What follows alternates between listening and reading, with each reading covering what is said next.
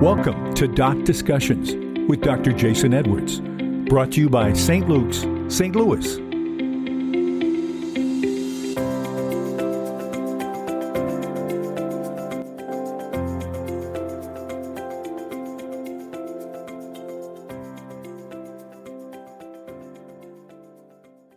Welcome to Doc Discussions. I'm Jason Edwards, and I'm here with Kael Murphy. Dr. Murphy is an OB-GYN, and her practice can be reached at 314-576-2424. Kael, welcome. Thanks for having me. My pleasure. How are you doing today? I'm doing great. Now, are you from here in St. Louis originally? I am, yes. I grew up here, went to college at Mizzou, med school at Cretin, and then came back for residency at Mercy. Okay, very good. Yeah, a lot of people who are here, some people come from the university and just stay here, but for sure there's a lot of hometown doctors we have, which is great. How did you like Cretin? I loved it. It was a fun school to be at. I met my husband, brought him here. He's now a hospitalist at Mercy also, so... Very good. Can't stay away from St. Louis, I guess. And is he from Cretin as well, or Omaha he's from as well? Omaha, Yeah. I had a couple friends who went to med school there and would go and hang out with them, and it was a cool place for sure. Great. Yeah, Dodge Street, that's what I remember. Yeah. But, and they had a cool kind of downtown area. And so today we're going to talk about menopause. And you're an obstetrician and a gynecologist, so you not only deliver babies, but you deal with kind of all health related female issues, including menopause. And so many women hear about hot flashes or mood swings, but what are some of the lesser known indicators of perimenopause that you can help differentiate from just normal day to day? So I think perimenopause is becoming a really hot topic right now. And I think it was because for so long, so many women were complaining of these symptoms, and doctors were like, well, you're having normal periods, so it's not menopause. But if the average age of menopause is 51 and the hormonal changes are 5 years before that, then I think it's reasonable in your mid-40s that people start feeling things like fatigue and changes in their skin and hair and nails, sometimes joint pain, a frozen shoulder. They might notice instead of carrying their weight in their hips and thighs, now it's more central abdomen. New medications for blood pressure and cholesterol they might not have needed before. And I think those are some signs that menopause is getting close. And so is there anything to do at that point if you're like noticing some of these changes? Are there medications that people use, or is it just kind of understanding what's going on with their body? I think both, because I think no matter what medication we have, we can't always outrun aging, unfortunately. And some of perimenopausal treatment is like parsing through, well, what is it not? Has your thyroid been checked? Are you iron deficient? Are you vitamin B12 deficient? Because those are really easy things to fix that might not be related to hormones at all. And then if you and your doctor decide that hormonal replacement or hormone treatment is right for you, it might take a little work, because in menopause, it's really easy to just replace the estrogen that you're missing. But perimenopause is kind of these wild swings of high and low estrogen. And so replacing it might not help your symptoms, and it might make them worse. And so sometimes things like a birth control pill or non-hormonal medications is really maybe a better choice. So that can kind of flatten the peaks and valleys a little bit. Exactly. Yeah, very cool. And so there's, I think, with the advent of the internet, very beneficial, a lot of good things come of it, but there can be a lot of misinformation. Like it always means the end of vitality, or hormone therapy is very risky. What are some of the myths that you'd love to bust for our listeners? So one of them I would say is maybe it's not perimenopause, right? Maybe there's this other thing that you need to look for. And if your iron levels are super low, maybe that's why you're losing hair. And we can address that easier. But the other one is that, another one is that you don't always need medication, right? And so some of this is just part of aging, managing symptoms. There's not really a magic pill. Yeah. But for a lot of people, there really is a low risk option of like a transdermal estrogen. And it is not as scary as it used to be 20 years ago, because we're not giving it to the same people, and we're giving it to better a better candidate in a better way that makes it safer. And the mix of hormones is, the old Right. study showed that I think it was maybe the nurses' health study. Yeah, the women's health study. Health study. That was oral estrogen or Prempro, right? Which they don't use anymore. We don't use that anymore. And that was medroxyprogesterone as the progesterone, again, not used for that indication. So it's safer now. Yeah, more recent data shows that it's safer, very safe. Yeah. So that kind of leads me into my next question.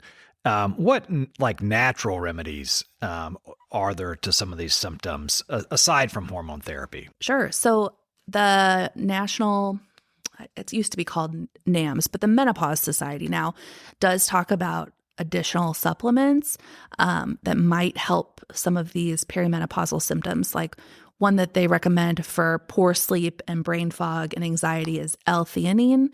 So that I think is a pretty low risk option to try. Again, making sure that your levels of B12, vitamin D, and ferritin are normal, and some cocktail of those supplements might be great.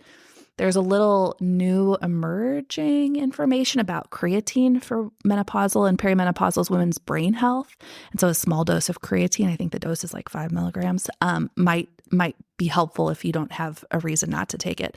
And then most importantly, maintaining a fiber-rich diet. Everybody hears about protein, but fiber is just as, if not more important. A lot of people don't get enough natural fiber.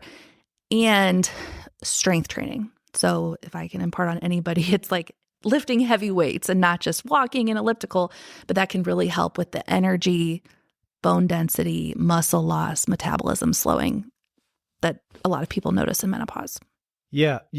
As you're saying all that, I kind of realize that, obviously I'm male, but I'm kind of in that perimenopause age. Sure. And life does get kind of tougher as far as the routine that you need to follow, whether it's try to focus on your sleep or eat a little bit healthier or make sure you exercise or make sure you stretch just to feel normal. Totally. You've got to do more work. Yeah. And so for me, it's not menopause, it's just the aging. Right. And I totally agree with you on the weightlifting. I think the people, a lot of people exercise, a lot of people don't, but the people who do exercise tend to do mostly cardio, treadmill or elliptical or maybe some cycling. And I think weight training is kind of awkward. Can be intimidating, but it's super healthy for you. And they've correlated bone density with all kinds of, health related metrics that you would never think was involved. And also grip strength. I think grip strength might be like an indicator of longevity as well. For sure. And so if a gym is off-putting to you, there are YouTube videos and home weights. There is a weighted vest that you probably see all the 60-year-old ladies walking around your neighborhood with. Yeah. There's a home exercise system like a tonal my husband and I just bought. There is PT Bone Builders here at St. Luke's that is like focused on weightlifting. And so you don't just have to go to like a Gold's Gym and figure out a machine. But I will say, like, I do think it's good to put yourself in awkward situations. Oh, yeah. It's the only way to grow. And so, my advice to somebody would be, go in there, get a personal trainer if you need to, or watch some YouTube videos. But people are cool in gyms. There's like, nobody's going to give you a hard time. Everybody's it's a good atmosphere. Most people just keep to themselves. Most people are happy you're there, truthfully. And so I think that would be a really positive thing to do. And the bone builders, if my understanding's right, it's not like powerlifting. I think you just get under heavy weight, like through a machine and like put the weight on your shoulders. Yeah. And it's just the sheer gravity. You're not even doing like reps necessarily. Right. And it's that just gravitational force on your bones to make it stronger. And I used to work I was a researcher before I was a doctor, and the lab across the hallway from me, looked at bone density, and they had grants from NASA because the astronauts have no gravity. Sure, yeah. They all get osteoporosis. And so a really, I think, important part of aging. And then the grip strength is interesting. It's in some ways, it's actual grip strength is good for you. Like if you were to fall, you could grab something, but it's also a proxy for your overall strength. Yeah, absolutely. And so we've kind of hit diet and exercise. And I love that you talked about the fiber. I think people are kind of protein holics, in America. There's just like not a protein deficiency in America. You never Nobody needs another protein shake. Kwashiorkor syndrome is the lack of protein. It's, you maybe a National Geographic or something like that, you see somebody with it, but I've never seen a patient ever with that. And protein's marketing is incredible, right? Totally. I should clarify my statement. If you've recently had bariatric surgery or are taking like a GLP-1 injection, you probably need some supplemental protein. But the average American with a well-rounded diet, put your energy elsewhere. Yeah. And so we've seen the risk of colorectal cancer go up in the young patients. And they think that's because of lack of fiber. And so they've moved the screening from age 50 to 45. So definitely, I think fibers, it's good for everything, including your gut health. So the goal is 30 grams a day. Yeah. I think that's the goal. I think that's very hard for most people to just do accidentally. It takes a lot of work to do that. And what do you think the average intake is? Just guess. I think people that try are like 18 to 20, but I bet average is like 7. Yeah. Right. Yeah. And it's just accident. Like a bowl of oatmeal is 5. Come on, people. Yeah. Yeah, I've heard people say if everybody ate oatmeal for breakfast, just oatmeal, it would like save, like millions of dollars in healthcare expenditures. We're not supported by big oatmeal here, by the way. It's not as good a marketing as protein is, right? And then so let's actually talk about, the belle of the ball, actually estrogen supplementation. Sure. And so in my experience, patients, their quality of life certainly is better on it. What kind of things does that improve? So really the only indication that you need to have for estrogen replacement is that you're suffering from vasomotor symptoms or hot flashes. A quality of life or symptom reduction is enough, right? There doesn't have to be lab findings or heart disease or anything like that. There's a lot of emerging data here, and some of it is not totally concrete. Like maybe there was thought that estrogen helps prevent dementia. Studies are not great on that. There's no clear evidence. It does improve or protect bone density. So it doesn't necessarily treat osteoporosis, but it does prevent you from developing osteoporosis. There's some thoughts that maybe it reduces the risk of colorectal cancer. But those aren't necessarily reasons to take it. I think the biggest reason is vasomotor symptoms. Does it help your skin or your hair or anything like absolutely. That? Yeah. I've seen that. I mean, if I've seen every once in a while, I'll have somebody come in their 80s and they just look great. They look great. Like there's, totally. Have you noticed They look so good. And I can even tell, like you've been on estrogen replacement. Yes. It's incredible. What you may not realize is happening is that some people on the internet have started using their vaginal estrogen, which is for like dryness and continence issues, and putting it in their face creams on their face. I cannot recommend that. we don't know enough about that. Don't buy that. Don't mix that. We don't know about the absorption and if that's too high a doses. We can't do that yet. Yeah. And the good thing about the intravaginal estrogen, which is used for vaginal dryness, is there's not much systemic absorption. Right. Absolutely. And so if you have like a history of breast cancer, all the data we have looks like with it's your pretty oncologist, safe. but it's probably fine. Probably safe.